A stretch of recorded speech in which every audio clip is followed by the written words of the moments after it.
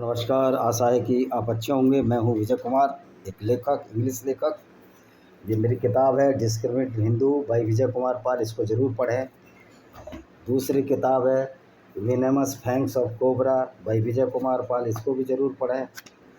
तो आप जानेंगे कि इस्लाम किस तरह का है। बाकी मेरी और भी किताबें हैं, invaders and hidden facts by Vijay Kumar Pal, ये भी पढ़ें, देख लें इसको। ये सारी किताबें आपको गूगल पर मिलेंगी और जब आप इन दोनों किताबों को सर्च करेंगे तो विजय कुमार पाल के नाम से सारा सर्च आ जाएगा। तो दोस्तों, आज हम इस्लाम का एक और फ्रॉड, एक जुमलेबाजी, जो मोदी के खिलाफ कहते हैं कि अंधभक्त गाली देते हैं एक दूसरे को, तो मोदी से भी बड़े जुमलेबाज अगर इस दुनिया में थे। मोदी तो एक साधारण इंसान है, मोदी तो पॉलिटिकल आदमी है, लेकिन जो अपने आप को पैगंबर कहता था वो इतना फ्रॉड और झूठ बोलते थे।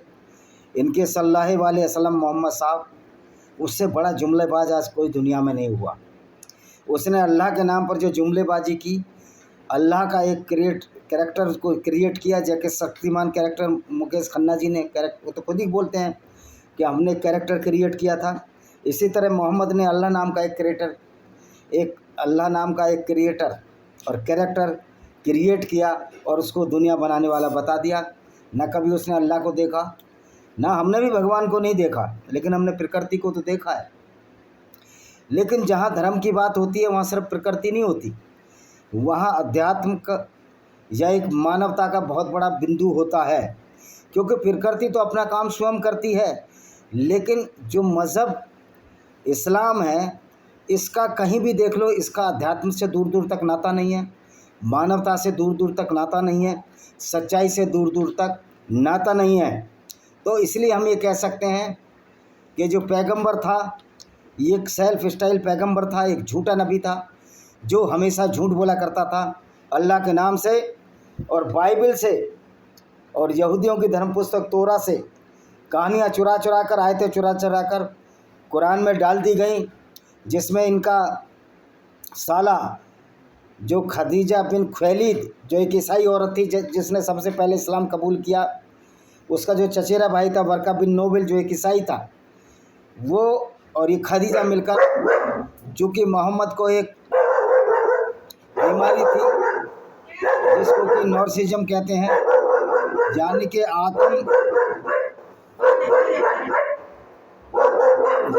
आत्म संयम, झूठ बोलना, ये एक बीमारी थी और इसको कहते हैं नॉर्सिज्म, जो आज बहुत सारे नेताओं को हो गया है। तो उसको ये एक बीमारी थी नॉर्सिज्म की, और वो सोचता था जो मैं बोल रहा हूँ वही सही है, खाता ना भाई मोहम्मद साहब जो कहें वही सही। क्योंकि इनके ऊपर एक किताब लिखी है अली सीना, जो कि एक ईरानी लेखक हैं जिन्होंने इस्लाम छोड़ दिया, अमेरिका में रहते हैं, अंडरस्टैंडिंग द मोहम्मद जो ये किताब लिखी, उसमें भी इनको बताया गया कि मेंटली रिटायर्ड थे और इनकी हदीसों में भी इस बात का जिक्र है। ये बंद कर दो यार दरवाजे को।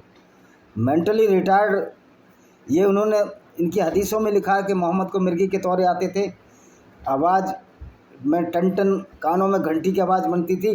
तभी वर्का बिन नोबल, जो इसका चचेरा साला था, जो एक ईसाई था, वो कहता था ये आयत है, ये जिब्राइल है, इस तरह की कहानियाँ गढ़ी गई। और मज़े की बात है, जो कहते हैं इस्लाम शुरू से ही है, तो खदीजा बिन खुवैलिद जो मोहम्मद की पत्नी थी, पहली पत्नी, वो पहली मुसलमान क्यों है और मोहम्मद पहला मुसलमान क्यों है? तो ये सारा झूठ बोलते हैं। तो आइए क़यामत के जो 10 झूठ हैं, जो बड़े बड़े झूठ हैं, उसके बारे में हम चर्चा करेंगे। क़यामत को इंग्लिश में डूम्सडे कहते हैं, हॉलोकास्ट कहते हैं। इस्लाम धर्म में क़यामत यानी प्रलय को निश्चित और अटल सच्चाई माना गया है। क़यामत वह दिन है जब पूरी दुनिया ख़त्म हो जाएगी और हर इंसान को अपने कर्मों के अनुसार ऊपर वाले को हिसाब देना होगा। कुरान और हदीस के अनुसार क़यामत आने से पूर्व कुछ ऐसी घटनाएं होंगी। हदीस वो है जो कि मोहम्मद के मरने के बाद लेखकों ने लिखी, उसमें असरत उस साआ यानी क़यामत की बड़ी निशानियां कहा जाता है, असारात उस साआ। हुजूर इस अल्लाह फरमाया कि क़यामत आने से 10 निशानियां देंगी। क्या वो तुम कहाँ से घुस गए?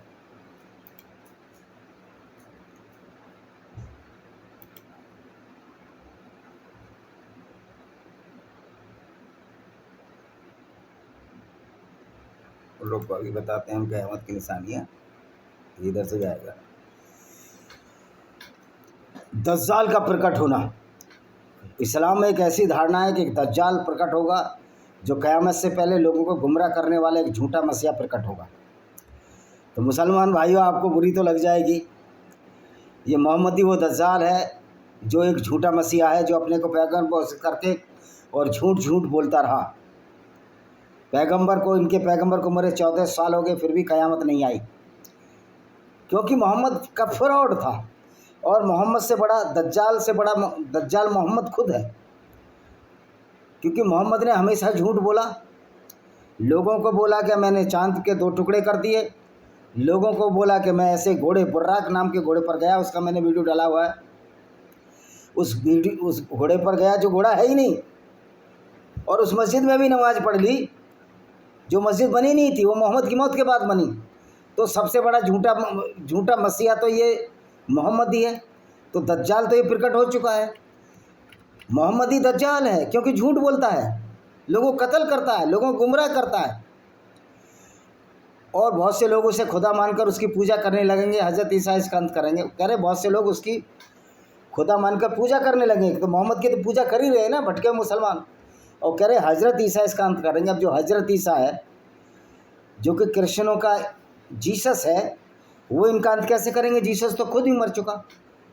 फिर दूसरा बोलता है धुआं, क़यामत के पहले ऐसा धुआं निकलेगा जो रोशनी को ढक लेगा, हर ओर अंधेरा ही अंधेरा होगा, हर ओर अंधेरा ही अंधेरा होगा। एक्चुअल में ज्वालामुखी जो फटते थे उनका जिक्र कुरान की, बाइबल की, ओल्ड टेस्टामेंट और तोरा में किया गया है कि बहुत सारे शहर राख से भस्म हो गए। तो ये ज्वालामुखी को ये क़यामत बोलता है। तो पूरी दुनिया में तो एक साथ ज्वालामुखी फटने नहीं है। दूसरा बोलता है दब्बा, क़यामत से पहले धरती पर एक जानवर आएगा जिसके हाथ में एक हज़रत मूसा की लाठी होगी, दूसरे हाथ में हज़रत सुलेमान की अंगूठी होगी। अब ये है फिर एक बहुत बड़ा झूठ। जो मूसा है वो यहूदियों का पैगंबर मोसेस है, हालांकि यहूदियों में भी ये झूठ है। मोसेस या मूसा नाम का कोई आदमी हुआ नहीं, तो उसकी लाठी किसके हाथ में होगी भाई? एक जानवर आएगा। अब ये समझ में आने चाहिए वो जानवर क्या होगा, उसके हाथ होंगे। आज भी इंसान और चिंपैंजी को छोड़कर, बंदरों को छोड़कर, कोई जिनके पास अंगूठा है काम करने का, 90 के अंश पर मुड़ जाता है, चीज़ें पकड़ने की ताकत है। बाकी बताओ क्या कुत्ता या कोई जानवर इस तरह का कोई चीज़ों को पकड़ सकता? वो जकड़ सकता दोनों पंजों से, लेकिन हाथ से पकड़कर उठा नहीं सकता। तो हज़रत सुलेमान की, अब सोलोमन को इन्होंने सुलेमान बना लिया, अंगूठी होगी। तो ये सारा झूठ है। हज़रत ईसा, हज़रत अलैहिस्सलाम का पुनः आगम, यानी कि जो ईसा है या जीसस है वो फिर से धरती पर लौटेंगे। सारे काफिर उनके साथ इस्लाम धर्म को अपनाएंगे। भाई काफिर तो अभी तक तो पूरा इस्लाम धर्म, और जीसस तो आया ही नहीं है, तो कैसे काफिर इस्लाम धर्म को अपनाएंगे? बल्कि हो ये रहा है कि अब लोग इस्लाम की बीमारियों को देखकर, झूठ बोलकर इस्लाम छोड़े जा रहे हैं। फिर हज़रत ईसा इंतकाल के बाद हुजूर के बगल में दफन होंगे। फिर हज़रत ईसा जो इंतकाल हो जाए उसके बाद हजूर के दफन होंगे। मेरी समझ में नहीं आता वो दोबारा कैसे मर जाएगा एक आदमी। और फिर तुम कहते हो क़यामत के बाद सारे मुर्दे जी उठेंगे। अब सवाल ये है, मैं पूछता हूँ, इनसे बाद में पूछूंगा, याजूज मजूज दज्जाल की जो मौत होगी, 2 जंगली और ताकतवर कौमें होंगी जो दुनिया पर भारी तबाही मचा जाएंगी, हर चीज़ को खा जाएंगी। देखो यजूज और मजूज अगर देखा जाए ना, ये इस्लाम के लोग हैं, लेकिन अब वो इतने ताकतवर नहीं रहे। तो बेटा क़यामत तो आनी नहीं है। मोहम्मद साहब को 14 साल मरे हो गए, आज तक तो क़यामत आई नहीं और आएगी भी नहीं। दुनिया में पूर्व में ज़मीन धंसेगी, दुनिया के 3 हिस्सों में ज़मीन धंस जाएगी, एक पूर्व में एक पश्चिम में, और ये ज़मीन को निगल लेंगे। भाई दुनिया के 3 हिस्सों पे तो वैसे भी पानी है। जहाँ समुद्र नीची होती है ज़मीन, वहाँ पानी भर जाता है। तो मशरिक़ पूरब को बोलते हैं और मगरिब बोलते हैं पश्चिम को। अरब में ज़मीन डूब जाएगी, जिससे क्या है जिंदा लोग समा जाएंगे। अब चक्कर क्या है, मोहम्मद की जो सोच थी वो बरसाती मेंढक की तरह थी। वो सिर्फ अरब में पैदा हुआ तो अरब के बारे में सोचा, और ये अल्लाह भी अरबी है, ये अरबी के सिवा अल्लाह कुछ जानता नहीं, इसलिए किताब भी अरबी में है। तो ये तो जो अल्लाह है ये अरबियों का अल्लाह है। तो पूरे दुनिया में क़यामत कैसे आ जाएगी? यानी इस झूठ को फैलाते रहोगे आप। एक आग का निकलना जो लोगों को इकट्ठा करेगी, ये आग यमन और अदन से निकलेगी, फिर वो यमन और अदन, क्योंकि वहीं मोहम्मद पैदा हुए थे, और लोगों को मसर तक ले जाएगी। मसर पता नहीं कौन सी जगह है। क़यामत की 10वीं निशानी एक खुशबूदार हवा चलेगी, एक बड़ी खुशबूदार हवा चलेगी। ये हवा मोमिनों की आत्मा को शांति और प्यार ले जाएंगी। इस हवा के बाद केवल बुरे लोगों की आत्मा रह जाएगी। सिर्फ मोमिनों को ही हवा लगेगी, बाकी किसी को हवा नहीं लगेगी। ओ भाई, कौन सी खुशबूदार हवा चलेगी? खुशबूदार हवा तो जब ये चलेगी कि जब पेड़ पौधे ज़्यादा होंगे, वनस्पति ज़्यादा होंगी। तो ये मोहम्मद का जो झूठ है, जो फरेब है, आप देखिए कि किस तरह मोहम्मद झूठ बोला करता था। और देखिए और क्या है, इनकी आयतें और पढ़ा कर सुना देते हैं, आपको समझ में आ जाएगी। तो मोहम्मद तो बिल्कुल झूठ ही बोलता था। क़यामत देखो, आयत पढ़ा देते हैं कुरान की।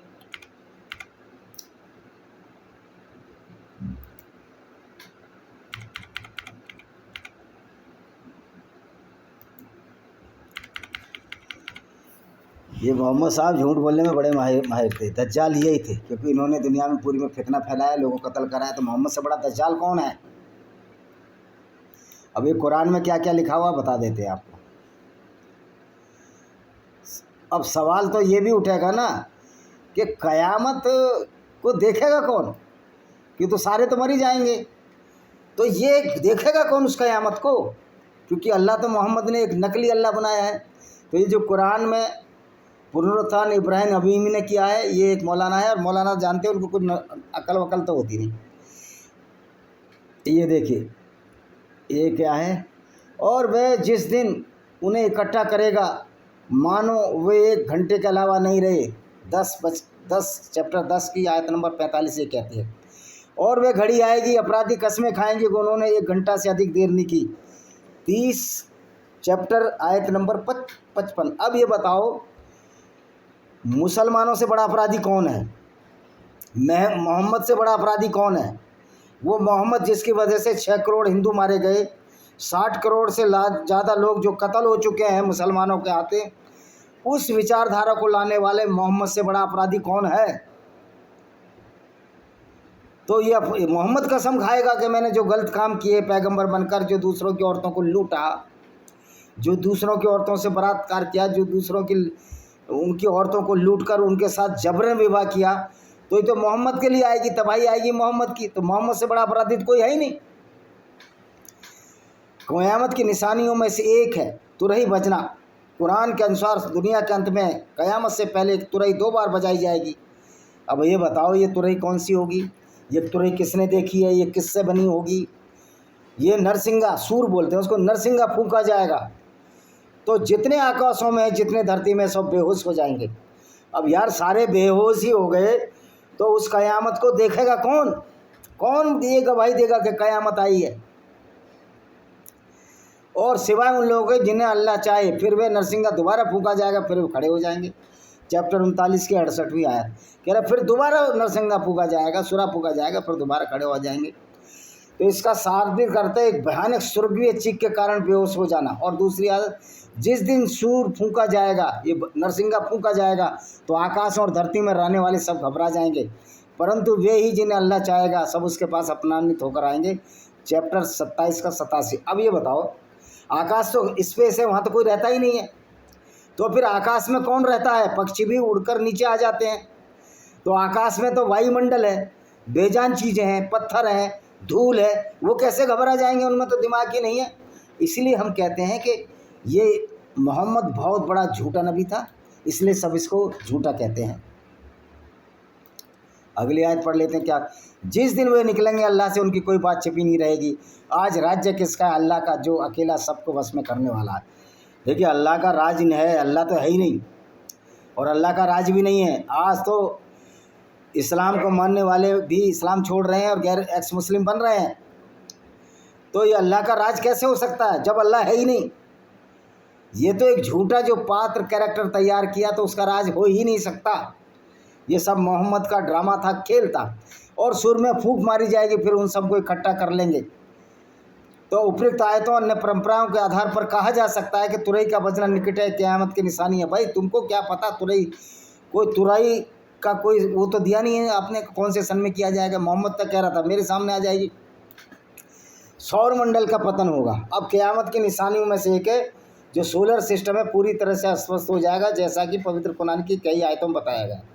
कुरान कहता है जब सूरज छिप जाएगा और सारे तारे अंधकार में हो जाएंगे, पहाड़ मिट जाएंगे। चैप्टर 81 आयत 1 से 3। अब ये बताइए, सूरज तो रोज़ छिपता है, अंधकार और तारे अंधकार में हो जाएंगे। भाई तारे तो सूरज से भी बड़े बड़े हैं, तारों का खुद का अपना प्रकाश है। हमारा सूर्य भी एक तारा है, तो अंधकार में कैसे हो जाएंगे? जो सूर्य से बड़े तारे हैं वो सूरज की रोशनी पर थोड़ी डिपेंड है, वो तो अपनी रोशनी पर डिपेंड है। और पहाड़ मिट जाएंगे, पहाड़ कैसे मिट जाएंगे? तो प्लेन हो जाएगा क्या सारा का सारा? और तारे तो कई तारे जो सूर्य से बड़े हैं वो सूर्य छिपने से अंधकार में कैसे हो जाएंगे, ये अलग है। क्योंकि रात में सूरज छिपता है तो मोहम्मद को दिखता था कि अंधेरी रात होगी, जैसे अभी भी डरा देते हैं ना भूत प्रेत की कहानी सुना के। चैप्टर 82 का 1 से 3 क्या है? जब आकाश फट जाएंगे, तारे बिखर जाएंगे, समुद्र उमड़ पड़ेंगे। देखो भैया, तारा तो इतना बड़ा होता है, हमारे सूर्य से भी बड़े बड़े हैं। जब तारे हमारी पृथ्वी पर कैसे गिर जाएंगे बताओ आप, कैसे गिर जाएंगे? एक हाथी एक चींटी पर गिरेगा और चींटी बच जाएगी। तारे हाथी से भी बड़े हैं और हमारी पृथ्वी चींटी से भी छोटी है। तो एक तारे की बात है, सैकड़ों तारे कहाँ गिर जाएंगे, किधर वो जगह है? फिर तारे अपनी रोशनी खो देंगे, आकाश फट जाएगा, पहाड़ धूल के समान उड़ जाएंगे। भाई ये सूरज चैप्टर 7 77 8 से 10। अब ये समझ में नहीं आता कि तारे अपनी रोशनी खो देंगे तो वो तो संकुचित हो जाएगा। अब यहाँ कह रहा तारे अपनी रोशनी कह देंगे, वहाँ बोलता है सूरज अपनी रोशनी खो देगा तो तारे अंधकार में हो जाएंगे। तो तारे अंधकार में कैसे हो सकते हैं जब उनकी अपनी रोशनी है? आकाश फट जाएगा और पहाड़ धूल। आकाश क्या फटेगा, कैसे फटेगा? कोई आकाश कोई कागज़ है, कोई पेड़ है, कोई मेटेरियल है, कोई वस्तु है, ऑब्जेक्ट है? आकाश तो स्पेस है। जिस दिन आकाश इधर उधर टल जाएगा, पहाड़ भी टल जाएंगे। आकाश किधर उधर नहीं टलेगा, आकाश कुछ है ही नहीं। जब महान घटना होगी तो उसके घटित होने में कोई संदेह नहीं। हमको संदेह है कि वो उस महान घटना होगी। आकाश तारे कैसे फट सकते हैं? अगर तारे फट जाएंगे और सूरज डूब जाएगा तो तारों का अपना प्रकाश तो रहेगा ना। और हमको ये है कि सारा झूठ बोल कर चला गया मोहम्मद, और एक ऐसे अंधकार वाली गली में छोड़ गया मोहम्मद कि जब क़यामत आएगी ऐसा होगा। ओ भाई, कब क़यामत आएगी उसको पता था, क़यामत आएगी नहीं। अगर मोहम्मद थोड़ा भी समझदार होगा, उन लोगों को उल्लू बनाकर चला गया, उल्लू की लकड़ी पकड़ा गया क़यामत की, और मुसलमान उसी लकड़ी को पकड़े पकड़े जन्नत और जहन्नुम की कल्पनाएं कर रहे हैं। एक पक्ष को अपमानित करना, दूसरों को ऊंचा करना। जब पृथ्वी भारी कंपन से हिल जाएगी और पहाड़ ढह जाएंगे, यहाँ तक कि बिखरी हुई धूल के समान हो जाएंगे। 56 की आयत नंबर 1 से 6। भाई मोहम्मद से बड़ा तो क़यामती कोई है ही नहीं, मोहम्मद से बड़ा तो दज्जाल कोई है नहीं। जो उसकी विचारधारा से 6 करोड़ हिंदुओं का कत्ल हो गया, 60 करोड़ से ज़्यादा गैर मुस्लिम मारे गए, जिसमें हिंदू ईसाई यहूदी सब हैं। और जिस दिन हम आकाश को लपेट देंगे जैसे किताब लपेटी जाती है, बेटा आकाश कोई स्पेस है, कोई चादर नहीं है जो लपेट लोगे।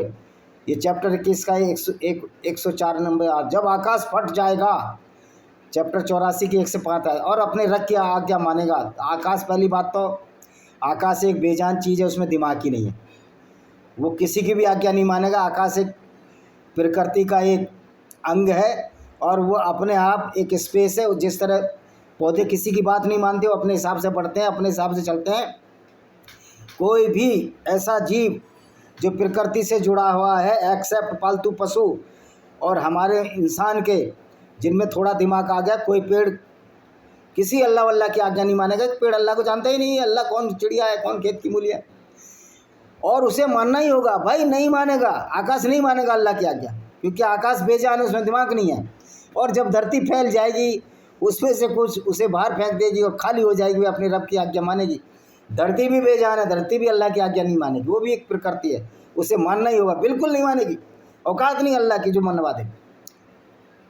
यह पूछता है कि क़यामत का दिन कब है? जब आंखें चुंदियाँ जाएंगी, चांद धुंधला हो जाएगा, सूरज चांद एक साथ आ जाएंगे। सूरज चांद एक साथ कभी आ ही नहीं सकते, क्योंकि अगर चांद सूरज की तरफ गुरुत्वाकर्षण से बढ़ा तो चांद तो इतना छोटा है, सूरज उसको अपने अंदर समा लेगा। और सूरज तो एक गोला है गैसों का, जो गुरुत्वाकर्षण की वजह से रुका हुआ है, तो चांद तो उसमें समा जाएगा। चांद इतना छोटा है, पृथ्वी में 3,33,000 पृथ्वी समझ सकती है सूरज में, तो चांद तो और भी छोटा है। और ये कहता है जो तुमसे पहाड़ों के विषय में पूछते हैं, कह दो मेरा रब उन्हें जड़ से उखाड़ फेंकेगा। वो पहाड़ जड़ से कहाँ से उखाड़ फेंकेगा, जड़ तो नीचे है। तुम्हारा तो अल्लाह कहता है मैंने पहाड़ ऊपर से गाड़ दिए हैं, पहाड़ कोई पेड़ तोड़ी है। फिर उसे समतल बना दो, उसमें कोई टेढ़ापन ऊपर खामन नहीं, समतल बना देगा पहाड़ों। अगर पूरी दुनिया के पहाड़ समतल हो जाएंगे तो अभी समुद्र में पहाड़ हैं, ये मोहम्मद को पता ही नहीं था। जहाँ पानी भरा हुआ है वो भी चट्टानें हैं अंदर, और पता ही नहीं। मोहम्मद तो झूठ बोलने वाला नबी था। जिस दिन धरती बदल दी जाएगी, आकाश भी और वे सब अल्लाह के सामने उपस्थित होंगे। अब ये बताओ, धरती में ना दिमाग है ना आकाश, तो स्पेस है, आकाश तो कुछ है नहीं, वो अल्लाह के सामने क्या उपस्थित होगी धरती? धरती कोई औरत है या आदमी है? बल्कि जब धरती टुकड़े टुकड़े हो जाएगी, चैप्टर 79 की, अरे भाई धरती टुकड़े टुकड़े हो जाएगी तो उसके छोटे छोटे टुकड़े अगर हो भी गए, पहले तो धरती के केंद्र में मोहम्मद को मालूम ही नहीं था कि गुरुत्वाकर्षण केंद्र मेटालिक जो लोहा है, आयरन है, धरती का जो कोर के नीचे जो मेंटल है, वही जो उसकी अपर लेयर है, 2 लेयर होती हैं, वही चुंबक है, मैग्नेटिव है। तो इसी वजह से धरती तो रुकी हुई है। अगर कयामत आने वाली होती तो धरती तो कभी बनती ना, जीवन बनता। तो ये मोहम्मद का ये झूठ जो हमने बताया है आपको, ये इसी तरह का झूठ बोला करते हैं। तो क्या देखा कि हमने बताया कि मोहम्मद किस तरह झूठा नबी था, लोगों को बहकाता था। और उससे बड़ा दज्जाल कौन, उससे बड़ा अपराधी कौन? जो गैर मुस्लिमों को कत्ल करा रही है उसकी किताब। मोहम्मद से बड़ा अपराधी कोई हो तो बताओ। हिटलर भी 50 लाख यहूदियों का मारने का अपराधी है। आज हिटलर की मूर्तियाँ तोड़ दी जाती हैं। हिटलर का नाम नहीं रखते लोग, लेकिन इस मोहम्मद का नाम रखते हैं। तो आप समझ सकते हो कि इस्लाम के मानने वालों का, बेचारे हमारे मुस्लिम भाइयों का कितना ब्रेन वॉश हो चुका है, किस तरह वो परेशान है, किस तरह उनको सच्चाई नहीं दिख रही, अंधेरे में जी रहे हैं। तो आप समझ सकते हो कि हमें तो मुसलमानों पर दया आती है कि एक झूठे अल्लाह का जो तसव्वुर, जो उसकी कल्पना की मोहम्मद ने, उसके आधार पर क़यामत तक का लोगों को डराने का काम था ये मोहम्मद का। ये सीधे साधे अरबियों को डराता था कि मेरी बात मानो नहीं तो क़यामत आ जाएगी अगर पैगंबर के खिलाफ जाओगे। और बेचारे सीधे साधे अरबी डर जाते थे। तो आप समझ सकते हो कि किस तरह झूठ पर झूठ बोला गया है इस कुरान में। और कुरान में झूठ किस लिए बोला गया है कि कुरान में एक झूठे अल्लाह की परिकल्पना की मोहम्मद ने, और अपने फ़ायदे के लिए अपने चचेरे साले और अपनी खदीजा के द्वारा नई नई आयतें मंगवाता रहा। और जिब्रील फरिश्ता उसने उठाया, यहूदियों के फरिश्ते को, गैब्रियल को जिब्रील बना दिया। तो ये मोहम्मद का कैरेक्टर है। जिस तरह से क़यामत के नाम पर लोगों को झूठ बोला गया, आज मुसलमान उसी क़यामत में के डर से जिए चले जा रहे हैं। अरे मूर्खो, अच्छे काम करो, अगर क़यामत आएगी। तुम गैर मुस्लिमों को, काफिरों को नीच, गंदा और पोटी जितना कहने वाले मूर्खो, तुमको क्या समझता? तुमको अगर कोई सुरग है वो सुरग मिलेगा? तुम्हारा अल्लाह ये नकली अल्लाह है। क्यों? अगर असली अल्लाह होता तो काफिरों को कत्ल करने वालों को, काफिर की औरतों को लूटकर बाजार में बेचने वाले को पैगंबर न बनाता। ये छोटी बात आपकी समझ में नहीं आती, ये इंसानियत की बात समझ में नहीं आती। बस आपने बोल दिया कि मौलाना बोल रहा है कि बड़ा रहमत वाला अल्लाह, बड़ा मोहम्मद रहमत वाला है, दूसरों की औरतों को लूटकर उनको बाज़ारों में बेचना ये दया का काम है। आप समझदार हो, खुद समझें और खुद सोचें। मेरा जो संदेश है उन मुस्लिमों के लिए है जो इससे गंदगी से बाहर आना चाहते हैं, और उन गैर मुस्लिमों के लिए है जो इस्लाम की भयावहता को समझें, इसकी खतरनाक आइडियोलॉजी को समझें, और अपने आप को सेफ करने के लिए, सुरक्षित करने के लिए सारे उपाय ढूंढें। वरना सारे ईमान वालों का ईमान अगर सिरे परवान चढ़ गया तो ये कत्लो गारत मचाना शुरू कर देंगे, जैसे कि मोहम्मद मचाता था। उसके बाद भारत का तो इतिहास बड़ा बड़ा है कि इस्लाम की गुंडागर्दी के सामने हमारे कितने लोगों का कत्ल हुआ, कितनी औरतों की बेइज्जती हुई। यहूदियों का भी इतिहास बड़ा पड़ा है, ईसाइयों का भी इतिहास बड़ा पड़ा है। हाल में यजीदी औरतें जो कि मोर को अपना भगवान मानती है, मलक, और जो मलक ताउस है जो मोर का, उसको भी अबू बकर रज़ियल्लाहु ने कुरान की आयतें पढ़ कर कत्ल किया और उनके साथ बलात्कार किया, उनको बेचा गया। क्योंकि इस्लाम का स्वरूप है, इस्लाम इस बात की इजाज़त देता है। वंदे मातरम, जय हिंद, आपका दिन शुभ हो। हाँ भाई नन्नू, क्या है?